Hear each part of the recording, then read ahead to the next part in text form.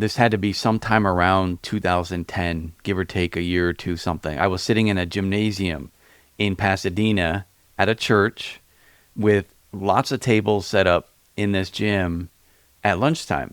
And there was kids everywhere, there was parents, and I happened to sit next to this one lady. She told me that her son, who was right around 8th grade at the time, didn't know how to read. She didn't want him to, and she was proud of it. And the reason she gave me at the time made little to no sense at all. And yet her two kids are two of the most creative geniuses on the planet. And I bet you probably know who they are. That woman was Maggie Baird, who is Billie Eilish's mom, Finneas O'Connell's mom. And I didn't really know her too good at the time. I still don't. But she was one of the moms, and she was very active in our homeschool co-op. And when she told me that about her son, I thought she was out of her freaking mind. I was a new homeschooling dad. I was like full of anxiety. I was completely afraid that I was going to ruin my kids. And it seemed to me that teaching your kids how to read right out of the gates, as soon as you can, as early as you could, was the best, smartest, most loving thing you could possibly do for your kid. If they can't read, how are they going to be able to figure anything out? How are they going to learn any other subject? Of course they have to read, right? And so here's this woman telling me she's deliberately trying to keep her kid from reading. And what was the reason? She didn't want other people's creativity to affect her children's ability to have creativity. I would bet $1 million that she could see it on my face that I thought she was crazy. I'm not really good at holding in my thoughts like that. So she probably was like, oh, wow, this guy thinks I'm crazy. And I never forgot that conversation because it was so shocking to my system. I had never heard anything quite like that before. And then I remember seeing them sometime in the 2010s. I saw Finneas on a TV show. He was singing, doing his thing. I'm like, whoa, Finneas is going to make it? He's going to have a career? I'm like, that's amazing. And then wasn't that much longer after that, I hear my oldest daughter say, oh yeah, Billie Eilish she's doing really good. Yeah, she was killing it. And my wife and I were like, what do you mean she's doing good? And we look, she's like, at the top of the charts. What is happening? This is crazy. I remember right then just being like, what? I remember her telling me that thing about her kids' creativity. And look what's happening. And today I want to share what I think she understood that I think most of us are missing, and especially the system, the government school system is missing. And I think we've all been indoctrinated to see education a certain kind of way and assume that it has to follow a certain kind of path in a certain order at a certain time. And that path and that order and all that stuff is the bar that we need to measure all kids with to know if there's something right or wrong with them. So point number one, you've been taught that falling behind means there's something wrong with you, that your kid is in danger, or when you were in school that there was something wrong with you, that you were in danger, and it's just simply not the truth. And when you put your kid in school, or when you start homeschooling and you try to replicate school at home, the whole system is built around a fear. And that fear is that your kids are going to fall behind. Behind what? Behind who? What, because some bureaucrat or some expert created a chart, created a system that every 7-year-old has to follow? In leadership education, Oliver DeMille makes the case that in early childhood life, usually up till somewhere around 12 years old, but kind of once they hit puberty, their life should be made up of learning yes and no, like good and bad, how the family operates, what does a family believe, how to interact with other people. They should be learning how to play, how to create, how to interact with their peers in a way where they can do some conflict resolution. There needs to be unstructured play, things like that. And they should start to, during that time, they should start to kind of fall in love with learning. There should be this thing that happens where, because the pressure's off, because they're not being graded according to some master plan, that kid can just enjoy life, enjoy learning, enjoy trying things. Similar to the kid who's just learning how to walk and they just keep falling, and they get back up, and they fall, and they get back up, and they fall, and they get back up. And when they finally figure out how to walk, they light up with a big old smile, and they run to their mom or dad, and it's just this beautiful moment, and they feel good about themselves, and they enjoy it, and it's this next step, and they learned something, and they loved it. And life is full of those opportunities all the way through, from beginning to end. And it's a shame that somehow we get that love of learning just absolutely stripped from our soul. So DeMille says that love of learning should be critical. It should be the focus of adults in a child's life. Is how do we cultivate that love of learning up until puberty? And point number 2, I think Maggie Baird understood this a little bit. I can't speak for her. I think it'd be really fun someday to have a conversation with her and say, I remember that conversation way back in the day, and look how your kids turned out. What a testament. So I don't know everything she thought. I can't speak for her, but just based off of that way that she was approaching education with her kids and her relationship with her kids, I gotta believe that she understood some key things. I think she trusted her child's ability to develop, to try things, to learn, to grow, to fail, to jump back up on that pony and keep on riding. I think she trusted that her kid could learn on their own timeline.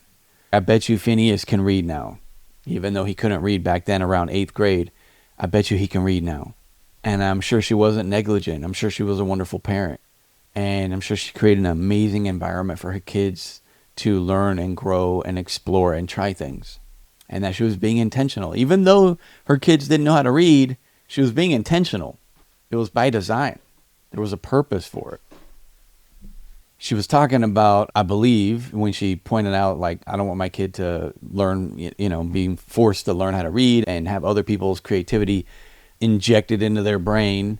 I think what she understood was something similar to what William Stixrud and Ned Johnson talk about in The Self-Driven Child. That when learning is something a child feels is being done to them, they kind of resist it. That their brain literally fights against it. But when learning is something that comes from within, through play, exploration, curiosity, their brain drinks it up. Dopamine starts to flow. They lock in. They get into a flow state. And when a kid can get into a flow state regularly, it kind of starts to sculpt the brain so that they have this motivation for more. We've all heard of the dopamine addiction that we have, and we're constantly looking for dopamine. But dopamine kind of numbs you, it distracts you. But a flow state is something that will push you toward higher achievements. And so if you can get addicted to that kind of a thing, because you love learning, you love exploration, you love being curious, you love having that curiosity itch scratched, that's going to push you in the right direction. Phineas didn't learn how to read on somebody else's schedule.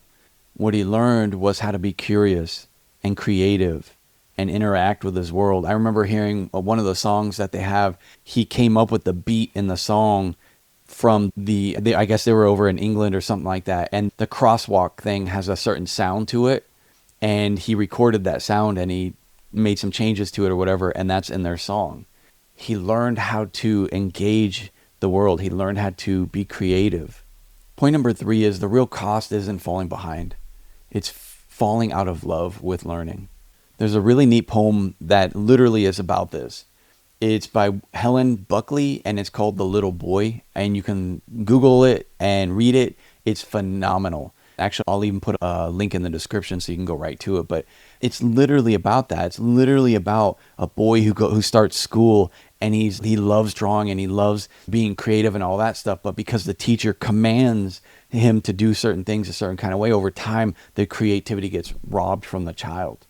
And it becomes drudgery and awful and work, and it all loses its flavor. And I've watched this happen. I've even watched it happen in homeschool environments. I've seen it happen with homeschoolers. I've taught at co-ops and stuff, and I've seen kids whose parents helicopter and they micromanage their child's every moment and their education and everything. I see these kids, they start to just kind of rebel against it. They don't like learning. They only do it to get their parents off their back, and that's it. Probably a dozen years ago or so, some people handed me a book called Leadership Education. And When I got my hands on that book, it absolutely freaked me out because the key principle in that book is that you should inspire your kids, not require. Up until I read that book, there was a lot of kind of chaos and conflict in our home between myself and my kids because I was just dropping my iron fist and saying, get it done, do it, get it done right now, concentrate. And I would harass my kids to get stuff done because I needed to turn in samples. I needed my kids to get good grades. They needed to stay on pace with the state standards, for Pete's sake. I don't want them to get left behind. But this book says, no, you want to inspire your kids. When you go with the carrot or the stick, you're literally not getting kids who really learn anything. It's short-term memory. They're just trying to cram information to appease people or to try to get that short-term reward. But without the punishment or the reward, they're not interested in learning. Learning becomes a horrible, vile thing that they need the punishment or they need the reward in order to actually engage in it. So if you inspire your kids, then you can get your kids to fall in love with learning. And then that absolutely freaked me out because how do I inspire my kids? And I'll say I saw a little something from Maggie with that too. Maggie at the co-op, I remember when we did a talent show, I remember Maggie being up on stage and she played music. She was up there. She was modeling playing music. And she was a musician in her own right.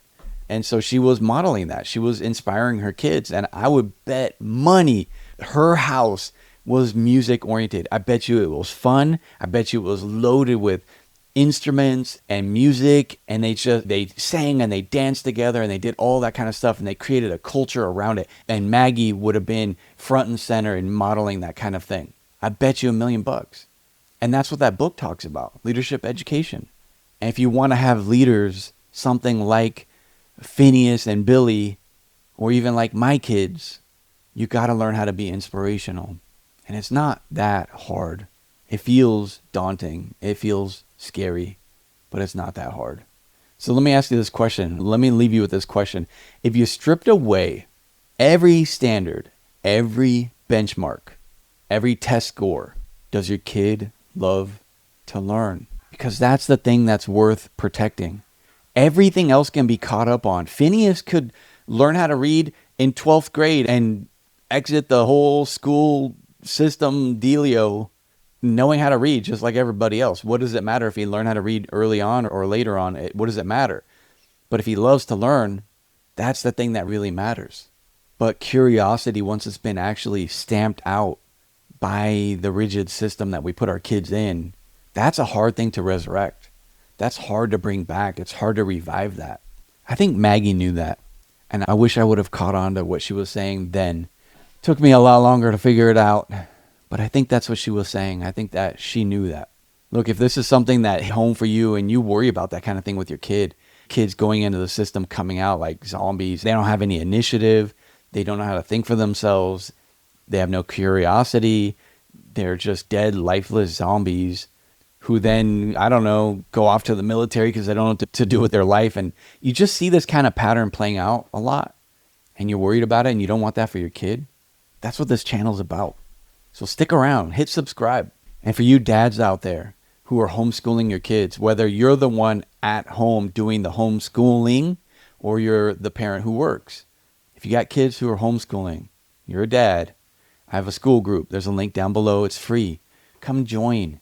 This is about inspiring our kids.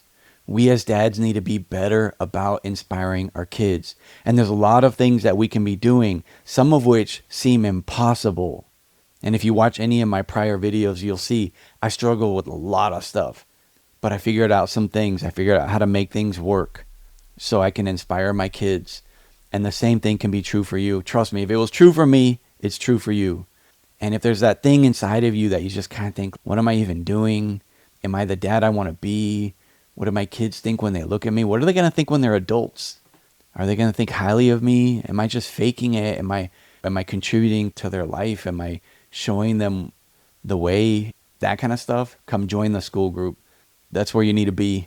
I needed a community like that way back in the day. Didn't have it. Luckily, I found the Maggie Bairds of the world and my mentors who were able to push me on to that book I told you about in this video. But we need people. We need community. We need brothers. We need encouragement. So come join the school community. It's free. We'll see you there. Take care.